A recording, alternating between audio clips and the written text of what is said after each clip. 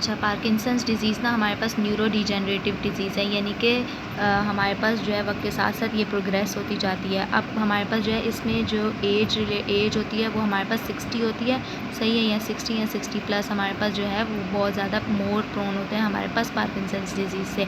अब हमारे पास क्या है कि ना इसके हमारे पास 4 कार्डिनल साइंस होते हैं। कौन कौन से होते हैं? Rigidity, tremors, bradykinesia and postural abnormalities, या फिर हम कह सकते हैं इंस्टेबिलिटीज़। ठीक है, अब ये पार्किंसंस डिजीज़ हमारे पास होती किस वजह से है? ये हमारे पास जो है वो डोपामिन की डेफिशिएंसी की वजह से होती है, सही है। डोपामिन क्या होता है? ये हमारे पास जो है हमारे पास इनहिबिटरी न्यूरॉन है, जो कि हमारे पास क्या करता है? मूवमेंट को कंट्रोल करता है, सही है। यानी कि हमारे पास जो भी कोऑर्डिनेटेड मूवमेंट होती हैं उसको हमारे पास क्या करता है? डोपामिन देख रहा होता है। अब जब इसकी डेफिशिएंसी हो गया तो हमारे पास क्या होगी? मूवमेंट सही नहीं होगी, तो हमारे पास क्या कार्डिनल साइंस मिल सकता है? रेस्टिंग ट्रेमर मिल सकता है, ब्रेडिकाइनेसिया मिल सकती है, रिजिडिटी, ये सब मिल सकता है, सही है। अब हमारे पास क्या होता है? रेस्टिंग ट्रेमर्स क्या होता है? यानी कि वो बैठा हुआ है और उसे ट्रेमर्स हो रहे हैं, ठीक है। तो अब इसको किस तरह से कंट्रोल करेंगे? इसकी रिहैब किस तरह से करेंगे? यानी कि अगर हमारे पास एक केस आ गया है जिसमें हमें बोला जाए कि जो है एक पेशेंट है जिससे बैठे बैठे जो है ना वो ट्रेमर्स हो रहे हैं, तो अब क्या कर सकते हैं हम? इसका तरीका ये है कि हम ना उसे कोई पेन पकड़ा दें और उसे बोलें कि जो है ना लिखना स्टार्ट कर दो। जैसे ही वो लिखना स्टार्ट करेगा तो उसके जो है ट्रेमर्स जो हैं वो ख़त्म हो जाएंगे। क्यों? क्योंकि हमारे पास ये रेस्टिंग ट्रेमर्स हैं। अब उसे हमने किसी काम में इन्वॉल्व कर दिया तो वो ट्रेमर्स जो हैं वो ख़त्म हो जाते हैं, सही है। इसके अलावा हमारे पास जो है ना ब्रेडिकाइनेसिया, ये क्या होता है? हमारे पास स्लोनेस ऑफ मूवमेंट होती है। अब जो है मूवमेंट बहुत ज़्यादा स्लो कर रहा है, यानी कि स्लो मूवमेंट कर रहा है, तो हम क्या करेंगे कि हर्डल प्लेस कर देंगे बीच में, सही है। हर्डल प्लेस करेंगे, अब क्या होगी? उसकी स्टेप लेंथ इंक्रीज़ हो जाएगी। जब उसकी स्टेप लेंथ इंक्रीज़ होगी, स्टेप लेंथ क्या होती है हमारे पास? जैसे एक ये हमारे पास फुट है, ठीक है, और ये हमारे पास दूसरा फुट है, सही है। अब इसकी इनिशियल से लेके इसके इनिशियल तक हमारे पास जो लेंथ होती है ना उसको हम जो है वो स्टेप लेंथ बोल रहे होते हैं, ठीक है। यानी कि एक ये हमारे पास लेफ़्ट हो गया फुट, सही है, और ये हमारे पास राइट फुट हो गया। इन दोनों के जो इनिशियल पॉइंट होता है ना वो हमारे पास जो है स्टेप लेंथ होती है, सही है। इसी तरह से हमारे पास स्ट्राइड लेंथ होती है। स्ट्राइड लेंथ क्या होती है कि हमारे पास जैसे एक ये फुट है, सही है, और ये हमारे पास अपोजिट फुट है, फिर ये हमारे पास वही वाला पहले वाला ये वाला फुट जो है वो ये आ गया। अब इसके और इसके बीच में जो इप्सिलैटरल हमारे पास होती है ना वो हमारे पास स्ट्राइड लेंथ होती है, और जो अपोजिट का होता है यानी कि लेफ़्ट का और राइट के बीच का जो डिस्टेंस है वो हमारे पास स्टेप लेंथ होती है। तो हम क्या करेंगे? हर्डल जब प्लेस करेंगे ना तो उसकी स्टेप लेंथ इंक्रीज़ होगी। जब इंक्रीज़ होगी तो उसकी क्या होगी? ये जो स्लो मूवमेंट कर रहे हैं ना ये ठीक हो सकती है, ठीक है। उसके बाद हमारे पास रिजिडिटी होती है। रिजिडिटी क्या होती है? ये हमारे पास जो है ना ओवरऑल जो मसल्स होते हैं ना वो उनमें हमें जो है ना वो टाइटन फील हो या इनवॉलेंट्री मूवमेंट हो रही हो तो उसे हम रिजिडिटी कहते हैं, सही है। अब इसकी ना हमारे पास 2 टाइप्स होती हैं, सही है। एक होती है हमारे पास कॉकविल रिजिडिटी और एक होती है हमारे पास लेड पाइप रिजिडिटी, सही है। अब ये दोनों हमारे पास क्या होते हैं? जो कॉकविल रिजिडिटी होती है ना वो हमारे पास जो है ना जैसे व्हील नहीं होता, व्हील के जो है ना हमारे पास जिगजैग इस तरह से बने होते हैं, ये वाली जो व्हील होता है इस तरह की मूवमेंट होती है हमारी। तो अब क्या होगा? हमारे पास जैसे ही हम मूवमेंट कोई करवाएंगे ना, एक रिजिडिटी हमारे पास कितने टाइप के होते हैं? एक होती है हमारे पास कॉकविल, एक होती है हमारे पास लेड पाइप, सही है। अब हमारे पास कॉकविल जो होती है ना वो हमारे pass through out the movement क्या होगा? हमारे पास जर्की मूवमेंट्स मिल रही होंगी। जैसे मैंने ये फिंगर है ना इसकी फ्लेक्शन करवानी है ना तो जग के साथ जग करके ना फिर हमारे पास जो है ना मूवमेंट पूरी होती है, सही है। मूवमेंट तो पूरी हो जाएगी लेकिन जर्की मूवमेंट होगी, सही है।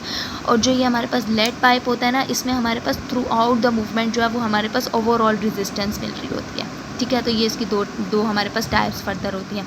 फिर हमारे पास पोस्टरल इंस्टेबिलिटी होती है। पोस्टरल इंस्टेबिलिटी में हमारे पास क्या क्या आ सकता है कि उसका गेट हमारे पास फ्रीजिंग गेट होगा या फिर उसकी जो है ना स्टूप पोस्चर होगा, ये सब एबनॉर्मलिटीज़ आ जाती हैं पोस्टरल, सही है। अब कॉज क्या होता है हमारे पास? वही मैंने बताया था कि डोपामिन की डेफिशिएंसी की वजह से होता है, सही है। अब इसमें कौन कौन से गेट मिलते हैं? हमारे पास शफलिंग गेट मिल सकता है या फेस्टिनेटिंग गेट मिलता है, या जो हमारे पास है ना शॉर्ट स्टेप्स मिल रहते हैं, सही है। एक हमारे पास क्या मिलता है? फ्रीजिंग गेट होता है जो कि हमें इसमें मिल रहा होता है। फ्रीजिंग गेट में हम क्या करते हैं? मार्चिंग करवाते हैं, ठीक है, मार्चिंग करवाते हैं जिसकी वजह से हमारे पास ये जो फ्रीजिंग गेट होता है ना ये ब्रेक हो जाता है।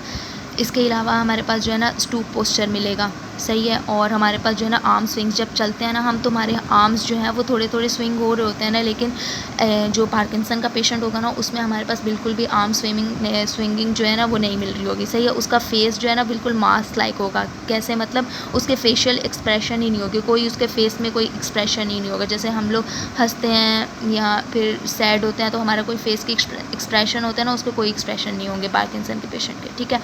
फिर हमारे पास और क्या चीज़ है इसमें कि हमारे पास ग्रेडिंग स्केल होते हैं। सही। अगर हमसे पूछा जाए कि एक पार्किंसन का पेशेंट है, उसका कैसे पता चलेगा कि वो कौन सी ग्रेड पे है इस वक्त जब हम लोगों ने उसकी ट्रीटमेंट करनी है, तो हम इसके जो है ना स्केल होता है जिसका नाम होता है हमारे पास यूनिफाइड पार्किंसन स्केल। सही है। अब यूनिफाइड पार्किंसन स्केल की ना ये हमारे पास कुछ स्टेजेस होती हैं। स्टेज 0 जो होता है ना वो हमारे पास जो है ना कोई साइन एंड सिम्टम्स हमें नज़र नहीं आ रहे होंगे। सही है। स्टेज 1 जो है वो यूनिलैटरल डिजीज़ होगी, यानी कि एक साइड पे यूनिलैटरल हमें नज़र आ रहे होंगे। सेकंड स्टेज में हमारे पास क्या होता है, बायलैटरल हमें डिजीज़ नज़र आ रही है लेकिन कोई इम्पेयरमेंट नहीं होती। सही है। इम्पेयरमेंट क्या होता है कि हमारे पास कोई स्ट्रक्चरल या फंक्शनल लॉस नहीं मिल रहा होता। सही है। इसके अलावा हमारे पास फिर स्टेज 3 में क्या होता है, mild to moderate bilateral disease मिल रही होती है। इसके साथ हमें जो है ना पोस्टरल इंस्टेबिलिटीज़ मिल रही होती हैं, यानी कि पोस्टरल एबनॉर्मलिटीज़ मिलेंगी। ठीक है। इसके अलावा फिर स्टेज 4 है। स्टेज 4 में हमारे पास सिवियर डिसेबिलिटी मिलेगी और वॉकिंग में भी। सही है। और लेकिन अनअसिस्टेड होगा, मतलब कोई असिस्टेंस की ज़रूरत नहीं है लेकिन वो वॉक में जो है ना उसे मसला हो रहा है। अच्छा, उसके बाद हमारे पास जो है ना स्टेज 5 है। स्टेज 5 में बिल्कुल बेड बाउंड हो जाता है, उसमें बिल्कुल जो है ना व्हील चेयर बाउंड हो जाता है। सही है। उसके बाद हमारे पास इसमें अब इसकी रिहैब में हम क्या कराते हैं, रिहैब में हम क्या करते हैं कि हम अच्छा इसके अंदर ना हमारे पास एक साइन मिल रहा होता है। ये जो पेशेंट होता है ना ये पिल रोलिंग कर रहा होता है। सही है। पिल रोलिंग का क्या मतलब होता है कि जो जैसे तस्बीह के दाने नहीं घुमाते हाथ पे हर वक्त हम लोग यूँ यूँ यूँ यूँ हाथ तस्बीह के दाने, तो उसका पेशेंट को देखेंगे वो हर वक्त यूँ यूँ यूँ यूँ कर रहा होगा। सही है। तो उसको हम बोलते हैं पिल रोलिंग। पिल रोलिंग साइन भी अगर केस में लिखा हुआ है ना तो हमारे पास वो भी पार्किंसन का ही पेशेंट होता है। सही है। इसके अलावा हमारे पास क्या होता है, फिजियोथेरेपी में क्या कराएंगे हम, LSVD भी कराते हैं। सही है। LSVD stand for Lee Silverman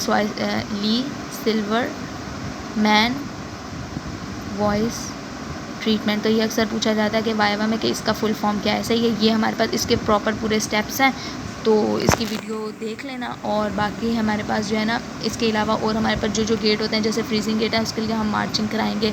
जो अगर शॉर्ट स्टेप्स हैं उसके लिए, तो उसके लिए हम क्या कराते हैं, हर्डल प्लेस कर देते हैं। और इसके अलावा बस यही इसकी इंपॉर्टेंट चीज़ें थी जो मैंने बता दी हैं। बाकी फर्दर कुछ पूछना हुआ तो फिर मैसेज कर लेना।